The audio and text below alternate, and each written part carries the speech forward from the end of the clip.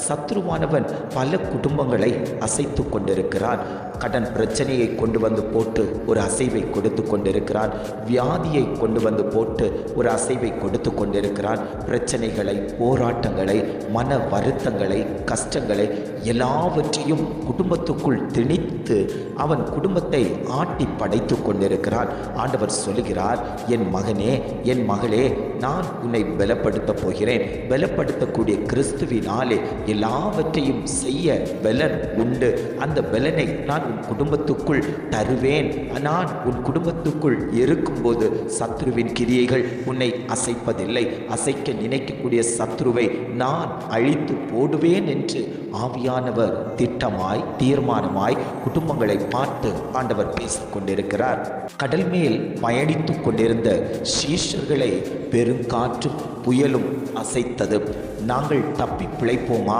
இந்த அசைவை கொடுத்து கொண்டிருக்கக்கூடிய இந்த காற்றும் புயலும் எங்களை கவிழ்த்து விடுமோ என்று எண்ணிக்கொண்டிருந்தவர்கள் மத்தியில் தேவன் எழுந்தருளி அந்த காற்றையும் கடலையும் அதட்டி, இறையாதே, அமைதலாயிரு என்று சொன்னாரே. ஆனால் இன்றைக்கு குடும்பங்கள் மேலே மோதி அடிக்கக்கூடிய பெருங்காற்றுகள், பெரும் புயல்கள், உங்கள் வாழ்க்கையில் கொந்தளித்து கொண்டு வரக்கூடிய பெரிய அலைகள், அவைகளை பார்த்தாண்டவர் சொல்கிறார், இறையாதே, அமைதலாயிரு.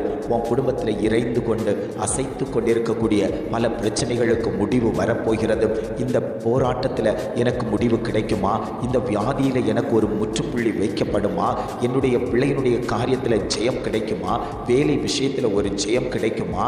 நான் என்ன செய்வேன் ஆண்டவரேன்னு சொல்லி அவருடைய பாதபடியில் இருந்து கொடுக்கக்கூடிய உங்களை பார்த்துத்தான் ஆண்டவர் சொல்கிறார், சத்ரு உன்னை அசைப்பதில்லை, சத்ரு உன்னை தொடுவது இல்லை.